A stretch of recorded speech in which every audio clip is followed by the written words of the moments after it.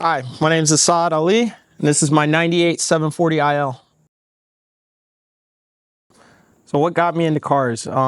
So really what got me into cars, honestly, I would say I've always been interested in vehicles.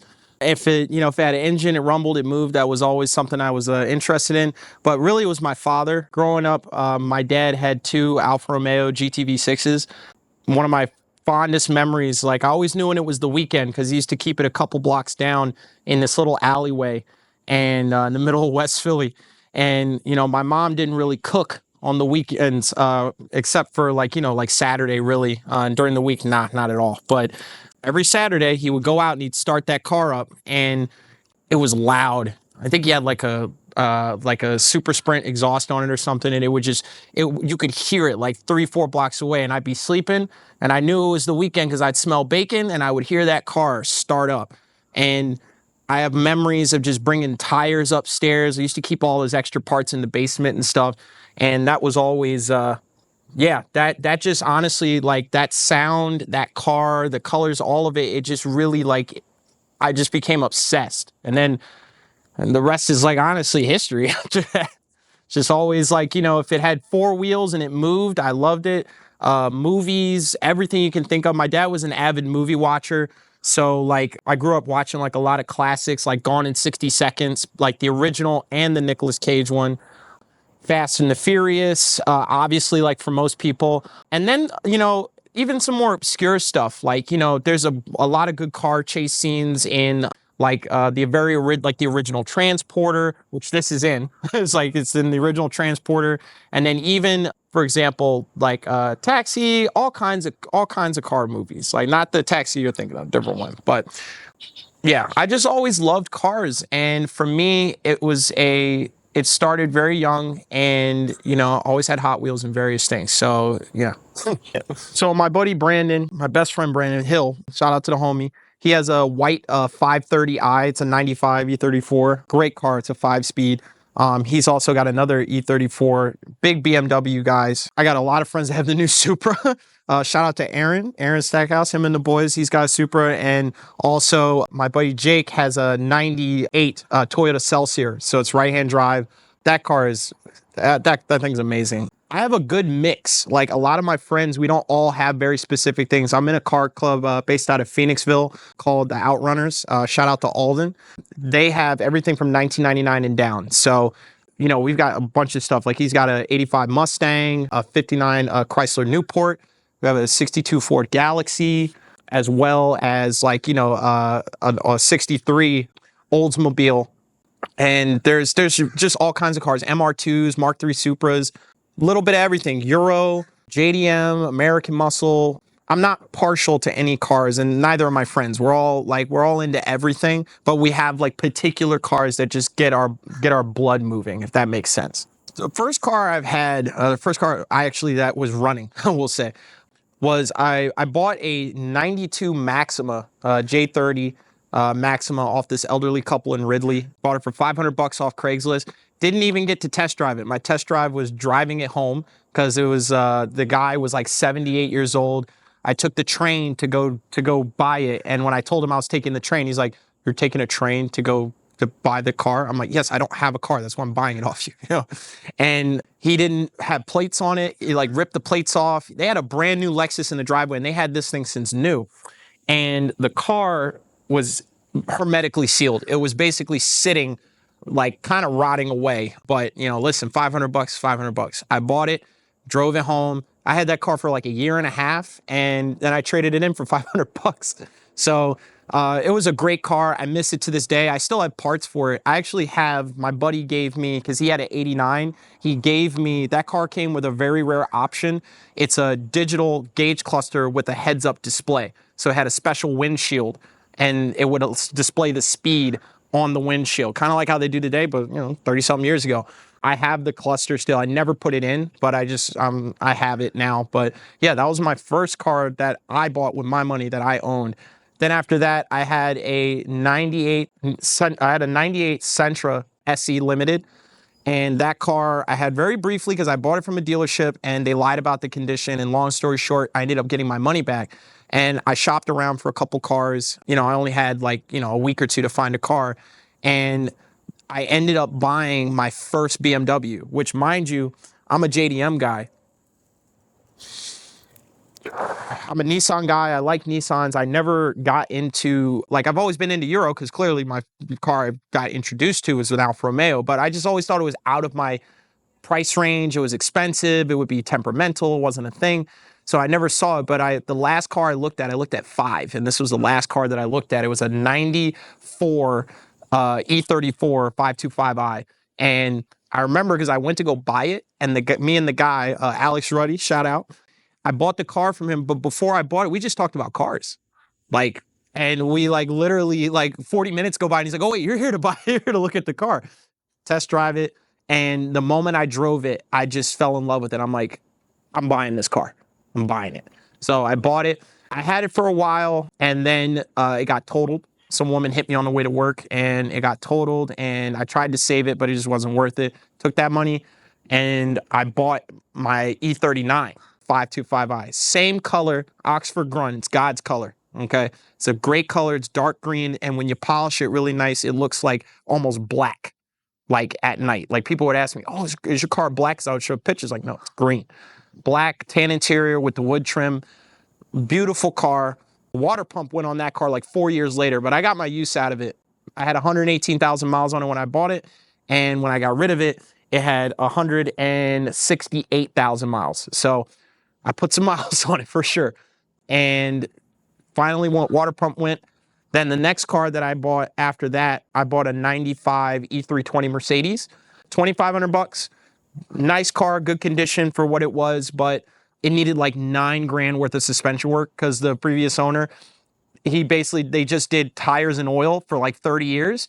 And I took it to a specialty shop and they were like, yeah, this is not worth saving. Get your money and run. And I was like, okay. So I sold it and then I bought my daily, which is a 2000 Lexus GS300. It was actually my aunt's car, and I grew up with that car because she had multiple cars, so I have memories of being in this car. And I always said to myself in the back of my head, I'm like, I want this car. 2J, 4 doors, reliable. It's a Toyota.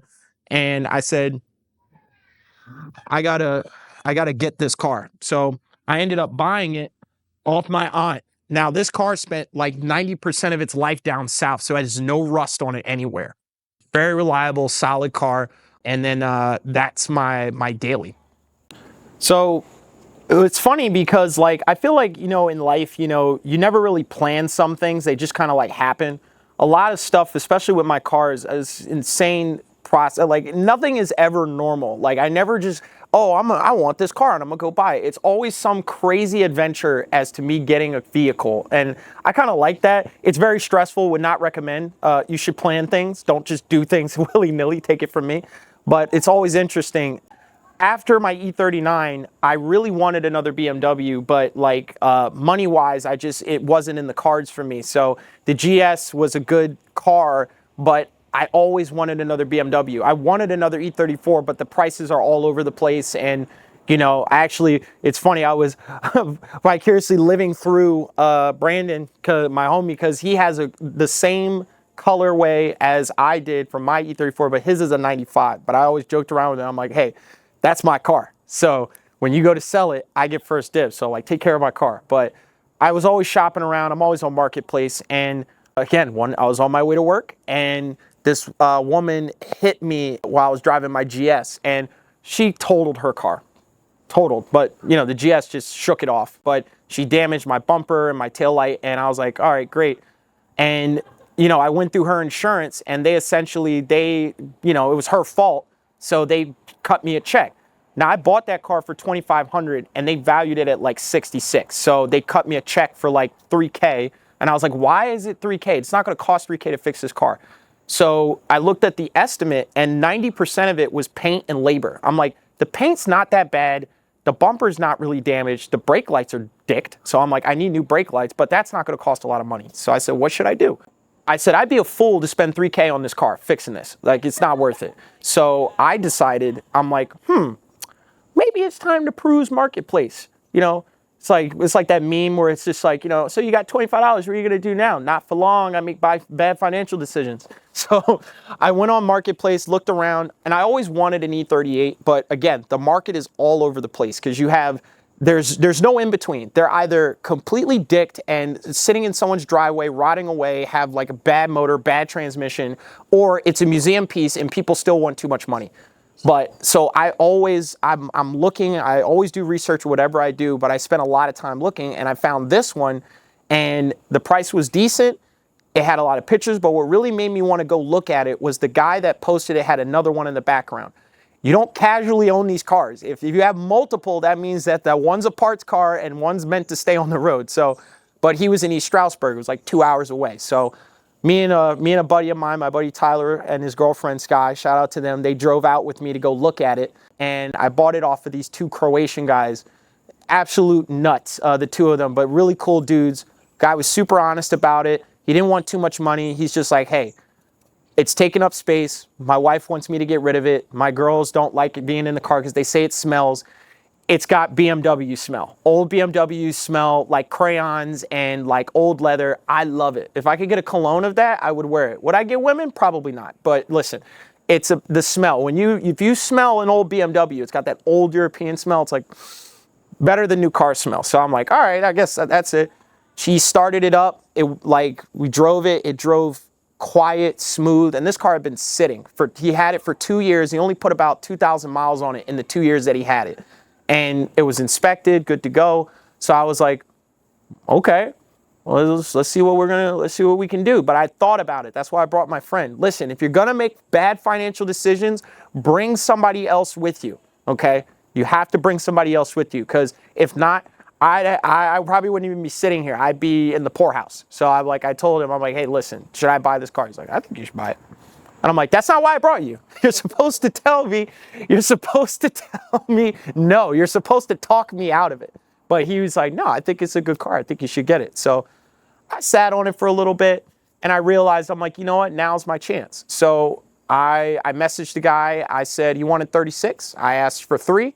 And it needed a new battery, at least what I thought. So he had a new battery he threw in there. And I'm like, with the battery, how much? He's like, because when I sent him the offer of 3, he sent me back 2 laughing emojis. So we're off to a great start. And he then said, well, 32, and as is. And I'm like, huh, bet. So we hopped in the car, went and grabbed it. I drove it home, drove fine. And, I've had it for, I think it's been about 4 months now.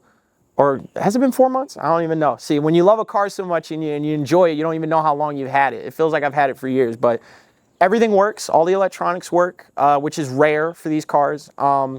It has a battery draw issue, which is fantastic, because apparently not him, but the previous owner replaced every halogen bulb in this car with an LED, which they don't like. So my rear license plate light is like a flickering light outside of 7-Eleven, and the vanity mirror lights are so bright, I might as well put a flashbang warning in there and it drains the battery. So if this car sits for a week, I can't do it. But I just disconnect the battery. But I mean, no check engine light, right? So we're off to a great start.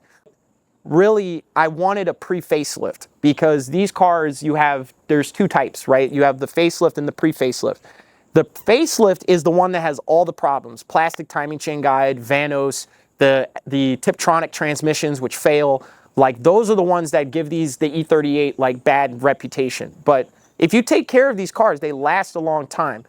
But with this one, it's a pre-facelift, no Vanos, right? So no Vanos. It's got the good motor in there, strong transmission. So this thing's a literal tank.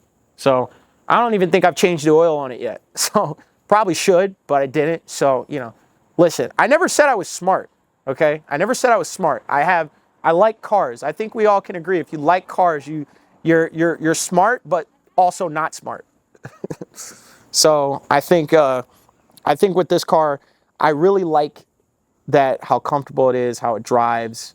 I like how, I wanted to relax. I wanted something that I could hop into. So my speed demon days are over. I just wanted something that, if my friends, we want to go hang out, we can all get in the back, pile in, which we did. It's great. I got ashtrays everywhere, so that's fantastic. You know, modern cars don't have ashtrays, so sound system's okay. You know, I got to upgrade that. That's a whole nother story. But overall, like, when you drive something like this, it really shows you what BMW used to be.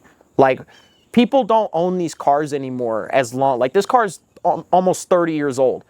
I don't even think anything past like 2010 is going to be around for the next like 20 years. People used to own these cars. That's why they're still on the road, right?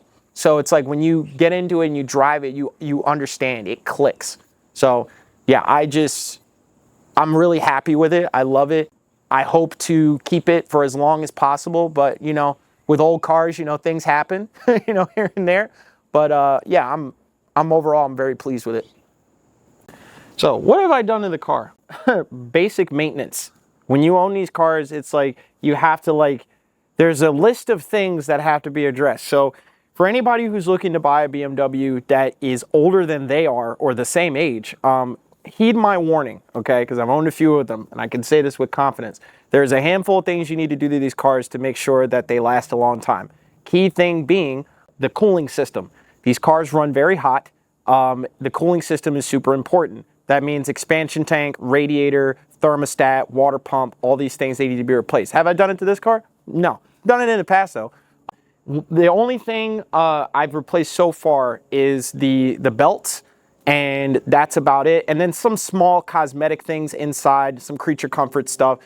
I'm just kind of driving it the way it is and addressing things as they come on. I have plans for the car, but every car that I've ever owned, I avoid buying things until I basically take care of all of the basic maintenance, because there's no greater fear than dumping $3K into wheels, coilovers, all this stuff, and then, you know, the car doesn't run. And then I've got a very nice paperweight sitting in my driveway, right? So as of right now, just basic maintenance. But the nice thing is all of that was done for me by the previous owner. So it's got all the cooling system has been redone. It was flushed. That's been taken care of. Oil change, that needs to get done. But I mean, other than that, she's pretty bone stock, which is great, because the other issue with these cars is most people butcher them. So most BMWs are butchered. A lot of E34s are butchered, E36s, E46s.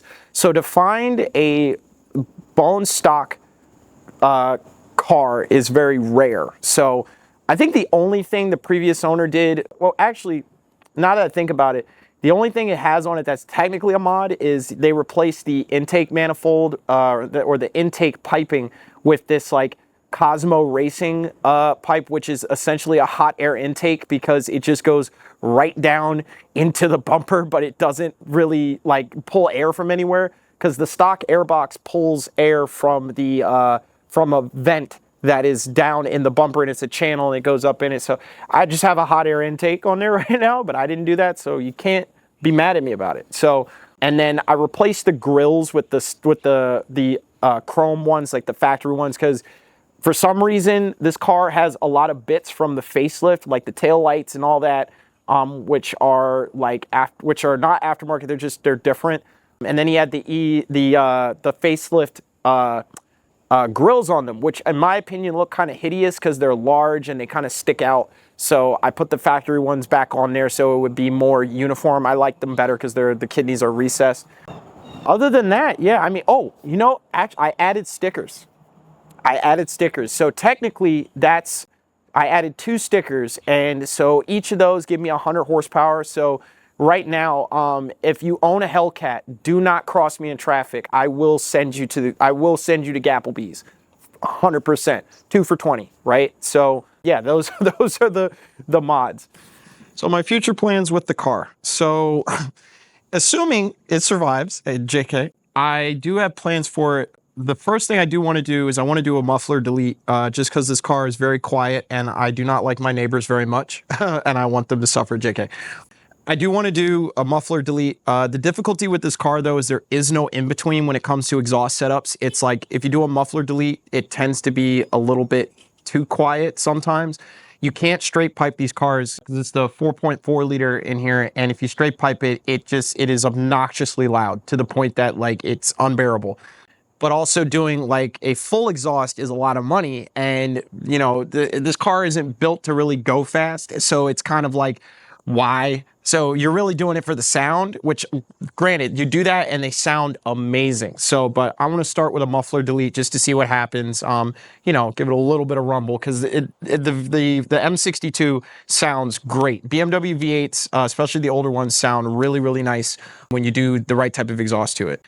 The next thing, honestly, maybe do coilovers. I did talk to some people about doing airbags for this car just to see like roughly like what I'd be spending. And the conversation was very quick. I thought about potentially just doing coilovers and lowering it a little bit. I don't want it on the ground because that doesn't make sense if you live anywhere in Pennsylvania. So I figured, you know, just a little bit of low because really you can't do a whole lot to these cars. There aren't any real body kits. There isn't a ton of external stuff compared to like the E34, the E39, 36, so on and so forth. So really, like if you go on Instagram and you put in like E38 tag, you're just gonna see a lot of these cars like dropped. So that's kind of where I'm at. I do want to change a few things. Like I thought about maybe doing like the Euro markers on the side. So like instead of getting the set of the amber, like doing like the clear and then, you know, interior stuff. But those are my main plans. And then I do want to change the wheels out. These wheels that are on it right now are from the previous owner. He swapped them out because it was on stocks. I do want to put it on some different wheels, maybe some JDM wheels. We'll see. Get an adapter, put some nicer wheels on there, like go up an inch or two, you know, get some like 18s or 19s.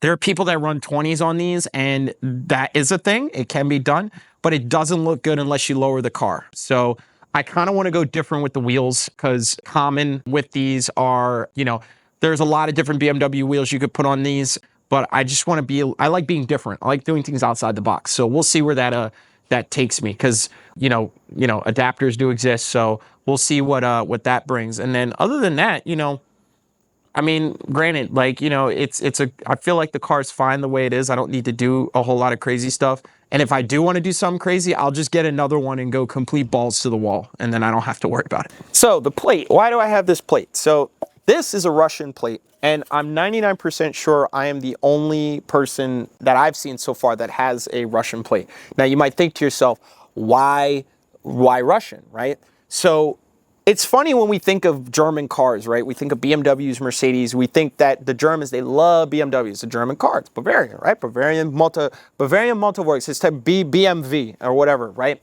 We think that's the car. No, Germans love Mercedes. Mercedes is Germany's car. BMWs, they love BMWs, but not as much as they love Mercedes. But you know who do? Slavs, the Balkans, my Balkan brothers, yes. So Russians, Kazakhs, you know, just Slavic people, right? Any former Soviet pact country, anywhere in that part of the world, BMWs reign supreme. If you own these cars, if you're buying spare parts, there's a 90% chance it's coming from Latvia, Lithuania, Poland, Russia, you know, Kazakhstan, any of those places, right? They love these cars. And funny enough, I've had this plate for many, many years, and it's been on all of my BMWs. It's been on my E34, my E39, and now my E38. And each one of these plates has a region code. So 55, I believe, is right outside of St. Petersburg. So the number dictates the region. But yeah, it's been on every one of my cars. And, you know, it's funny, if you go on Instagram, a lot of videos kind of have, you know, that are about BMWs, 90% chance that it's in Russian. So Russian plates fit BMWs, in my opinion, my personal opinion, more than German plates. And, you know, I've gotten a lot of love for this plate, especially a lot of people from Russia and Ukraine, all over the world, right? People who know this car and they see this plate, they're like, oh, that's so cool. Where'd you get that? Like, they're like, oh, you're from, like, I went to Wawa one time and I had this on the car. And this guy who was driving for Uber, he was from Russia. And he was taking pictures of the car. And he was like, oh, he's like, that plate, I like the plate. I've had people take pictures of me in traffic, all types of stuff. Like, so it's kind of it's a piece that I put on every one of my cars. Unfortunately, today I took it through a quick wash, and listen, the paint is already gone on this car, so I don't care. But I knew it was going to be like sandpaper, but they obliterated my plate holder, so I have to get a new plate holder to put this on the car. But yeah, so I have this. This is my plate, and it's going to be with me forever. I want to get another region at some point, but you know, it's super cool to have, and it helps change up the flavor. And I also have a German plate that's a temp tag, so that's always fun. 4.4 liter. This car is not fast, but it picks up. It picks up. So, like, a lot of German cars, specifically BMWs, were designed for the Autobahn, like high-speed stability. So, like, it's meant to cruise at high speed. So when I take this car up, even, I've had it up to, if the police are watching, this was all in Minecraft. I had it up to, like, around, like, $115, and it doesn't feel like that. It feels like you're doing, like, 60, 70. Because that's the whole point. It's supposed to be comfortable, quiet, but more importantly, cruise. So it's mainly just, like, that was the goal. But if I have it in, like, just regular, like, drive, it doesn't, like, you step on it and it doesn't do any kick down. But if I put it in low gear, she will move. Well, you were saying, this is really nice, really comfortable. Oh, yeah. She needs a wheel balance, though. That's the only thing. So wheel balance, that's something I want to do next, is just get the wheels balanced. And she needs a tiny alignment. But, I mean, listen, beggars can't be choosers. So the fact that the car's solid, she's quiet, she's smooth. I'm still going to get a ton of wind noise. This is so quiet. This is nice, dude. That's why I wanted it, man. I wanted something comfortable, quiet, you know, relaxing. And at night is where this car shines, because, like, one of the... Oh, my God, dude, it probably looks so nice. You guys can't see this, but the gauge, they light up beautifully. Yeah, that's the thing I love about old-school BMWs, is the orange glow of the cluster. And they have these two ambient lights up top, and when that shines at night, it feels like I'm flying a 747. Like, that's like, I feel like that's missing, like, and it's a lot of cars, especially modern cars, the interior's too bright. Oh my God, yeah. I shouldn't feel like I'm in a fucking CVS. Like, that's not why I drive my car. Like, and it also burns your eyes out. It strains your eyes, makes you tired. But with this, literally, it feels like I'm flying a fighter jet. Like, it's just, and it only shines, like, to here. Like, it stops, like, here. So the rest of the car is just blacked out, and then you have this orange glow. It's like, you can't replicate that. And they stopped doing that. A lot of, I think, like, the F10s and other BMWs, they have, you can turn the cluster back to that orange, like it has an option, but they don't have the orange glow no more. Dude, this suspension is so soft too. We just hit a hole that usually, like, sucks in my car. Yeah. This just ate it up. Like, no, you probably didn't even notice we hit a little hole. Dude, we're in a yacht. This is a boat. All right, the boat is keep going just straight. Keep following this curve. Okay. The boat, like, that's the comfort, right? But what's nice about this car too is that it still handles like a BMW. It's big, it's long, but it handles just like a BMW. So you feel like it's going to take you wherever you need to go, but more importantly, it'll get you out of any situation you're in, despite it being heavy. I like the smell of it too, that smell you were talking about.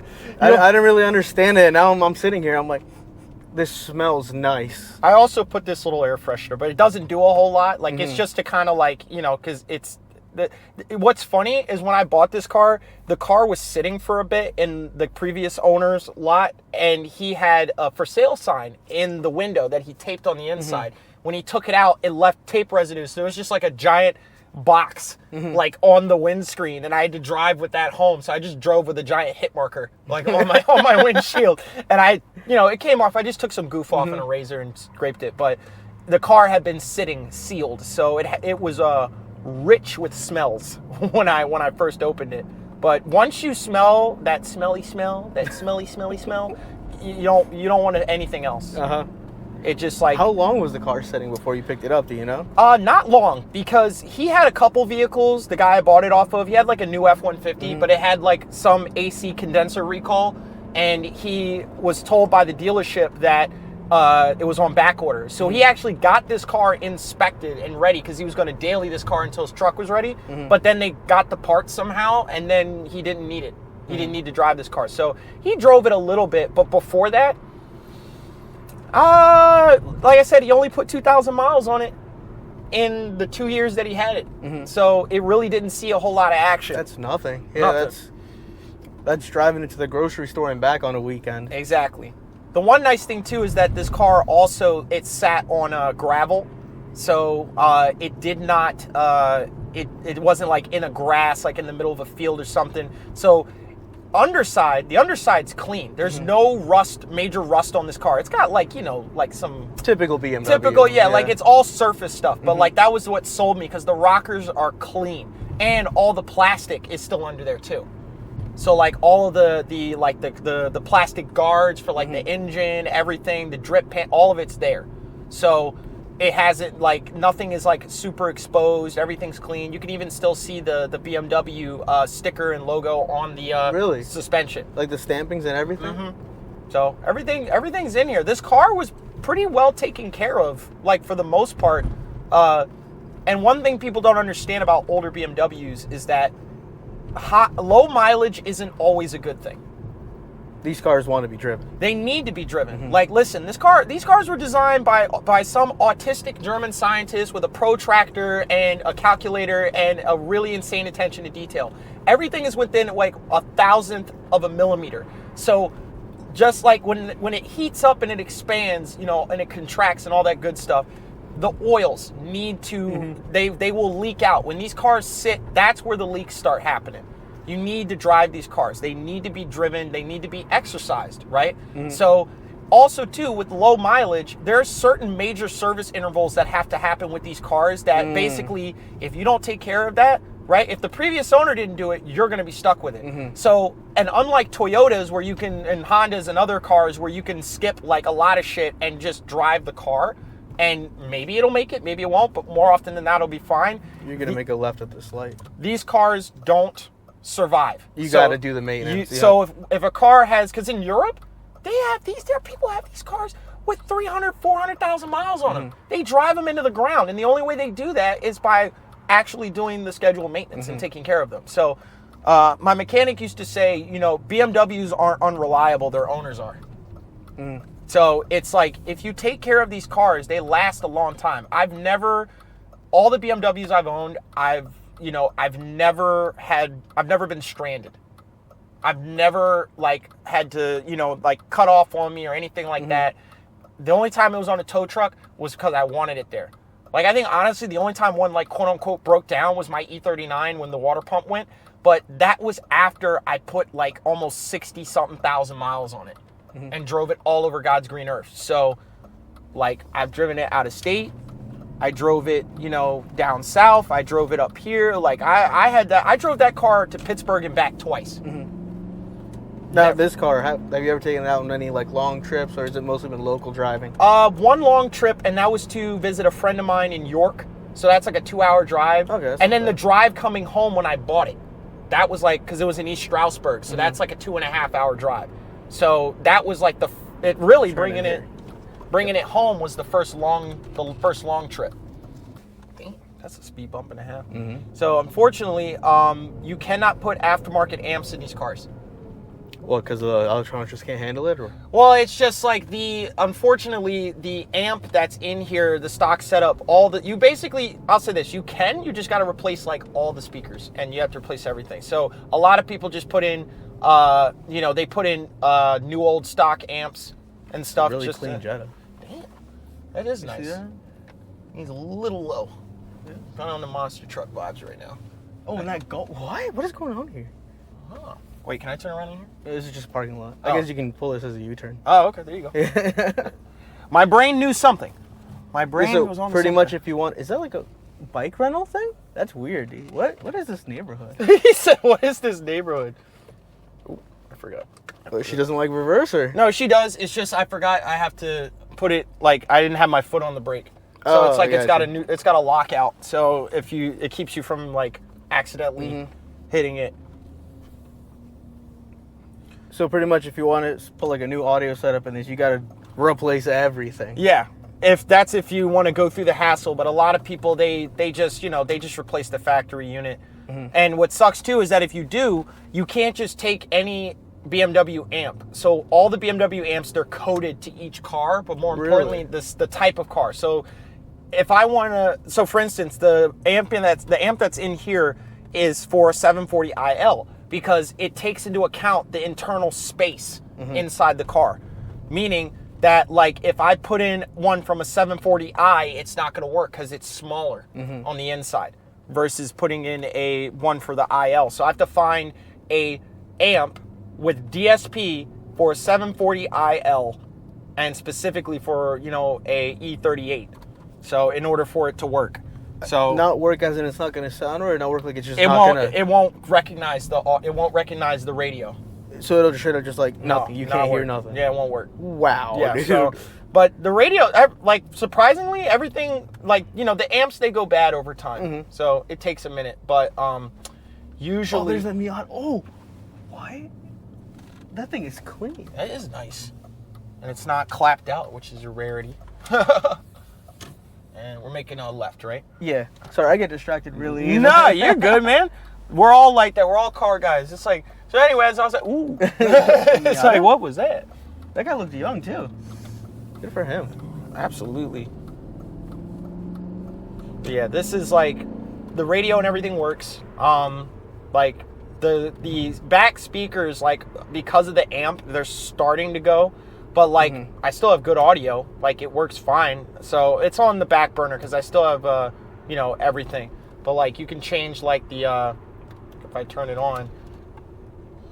It's this right. Right? Yeah. Okay. Like, you can see you can hit, if you hit the DSP. Say jazz club? Yeah, you can change, it actually changes the audio profile. So like, for instance, if I put it on, like, you have a Cathedral, and then there's memory sets, obviously, demo, concert hall, and it gives like an echo, so it sounds like it's in like a concert hall, and it works. There's supposed to be an equalizer thing here, but I think that burnt out. But I had an idea, which I thought about. I'm thinking about it, replacing this with like an MFD and just like a multifunction display and putting like, I don't know, like just putting like visuals there or something. Like, I don't know, have like Cowboy Bebop like playing on there or some nonsense, like Hook some up anime. a PS2. Yeah, That would a be tiny sick. little screen. It's like, just have like some type of video there, because this really isn't necessary. Like, that's not important, but these are just, you know, pipe dreams. Soon, TM. But yeah, like, it's Oh, did you just go out? no, it turns off. Okay, I was like, oh. Nah. Yeah, because it's not like, because also too, like, close it up. That's so nice, dude. I love the general vibe of this, not just this car, but like this era of cars.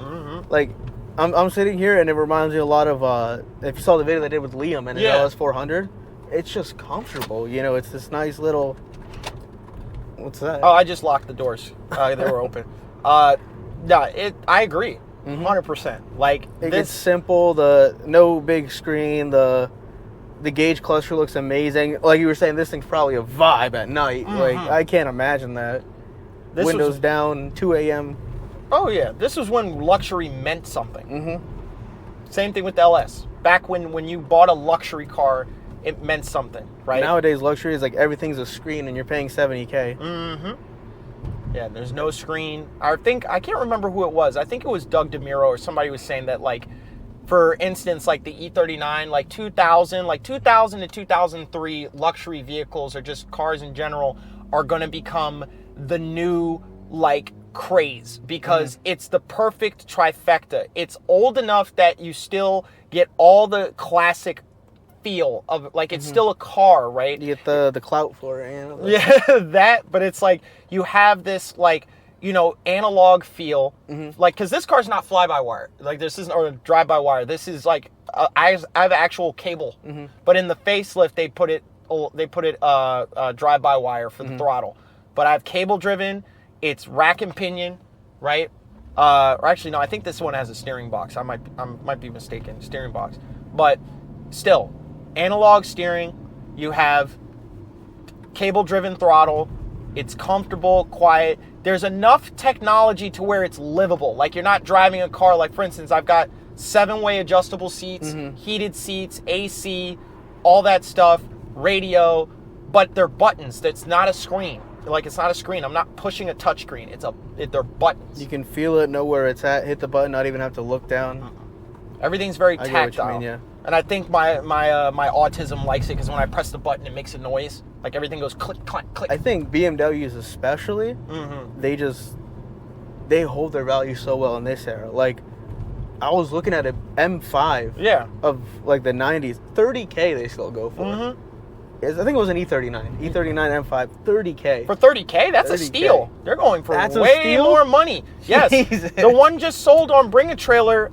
Very low mile example sold on Bring a Trailer for like 174,000. All right, it might not have been any. I might be wrong. I'll double check that. No. But They can get that low. Like they can be that price, but it's like it might have had higher mileage. The straight. The ones that go for that money are like museum quality. Yeah, the E39 I was looking. If it is an E39, I could be wrong. It had like 100,000 miles on it. It was no museum piece. Exactly. So that's probably why it was 30K. But listen, it's still 30K. That's 30K For a 20-plus-year-old car. Yeah. They're getting more and more expensive. You used to be able to pick those up for like sub 20. And for that type of car, that is a bargain. But now they're borderline unobtainium. And the E34 M5s, like, forget about it. Like, those are even more expensive. And they're also harder to deal with because of the motors themselves. And not many people know how to work on them. So they need, like, way more attention and care than the average, like, BMW. So, yeah, they're getting up there. So, honestly, you know, what really made me want to get this car was like, I treat all my cars like rescues. I'm like, be nice to her. She's a rescue, right? So it's like, take her to a good home. Exactly. And I think that was also, too, why the guy sold it to me. And I know that's like a thing. They're like, oh, what did you go do? That was just a sales tactic. Like, no. There was somebody coming from D.C. that wanted to buy this car. And he showed me the messages. And the guy lowballed the shit out of him. And he was like, listen, I'm not trying to get any more than what I'm not trying to make money on this car. I just want someone to enjoy it. And this is a fun little story. BMW owners, they all have a story of how they got their car or what got them into it, especially people in, in foreign countries who, like, especially post-Soviet countries, they love these cars. So I told you they're Croatian. So he told me a story. He was like, back when he was like 19, like 18, 19 years old, living in Bosnia, when he was in Bosnia, and this was during the war, right? There was he had a friend, him and his buddy, they had a mutual friend who worked security for the UN consulate, and he was a bodyguard, and the bodyguards had not just any E38, they had a Alpina B7 V12 E38. And one day he's like, they were obsessed with that car. They would always go to the consulate to go look at it and gawk at it. And he said one day his buddy gave him the keys. He's like, go take it for a spin. He's like, it's got diplomatic plates, so no one's gonna pull you over. They took it on the highway in Bosnia, and he's like, we were going like 160 miles an hour, and it was the coolest thing he's like I ever done. He's like, ever since then I fell in love with these cars. He's like, but when I came to the United States, I didn't have as much money as I do now, so I waited, and then he had another one at his house. He's like, I bought that one, fixed it up, and then, now it's like, I'm taking parts from it, and then I bought this one. So he's like, I love these cars. These cars are like a part of me, but he's like, I'd want it to go to somebody who appreciates it. So, and I do. I appreciate this car, and quite frankly, in the time that I've owned it, I'm very happy with my purchase. Like, when you drive it home, and especially with how quiet it is and smooth, like sometimes I have it on and I forget that it's running. Like, it's so quiet and smooth, and it's just like, I'm like, I can't be mad at this car, like, ever. It's a nice little weekend car. It's comfortable. I got all the space in the world. And it's like, again, it reminds you of what luxury is supposed to be, right? Simplicity. I tell everybody, at some point in your life, you got to own a boat, like a mid to late 90s boat. Go buy an LS, go buy an E38, go buy something, go buy a yacht, join the yacht club, right? And you will understand, because everybody wants to go fast nowadays, and I don't blame you. Everybody wants to go fast. I've had my run-ins with the law and all that stuff, but I'm chilled out now. But once you get into something like this, you're just like, okay, maybe I can go a little slow. Take it easy. Maybe I can enjoy driving instead of everything being a blur around me. I don't need to live fast and the furious all the time. So yeah, I enjoy it. I like it. Would recommend. Would recommend. Everybody own an old BMW, unless you care about your sanity. If you can afford it and you don't care about your sanity. mental issues, don't buy one. It's to make No, it no, no. worse. If you have mental issues, this is the perfect car for you because the car has issues and you can bond over both you not working right and your car not working right. Don't kill yourself. Don't do that. But kill yourself with a car, but not in that way. It's like kill yourself with owning a car that will give you a reason to get up in the morning because you're worried whether or not it's going to start. Because that's how I live my life every day.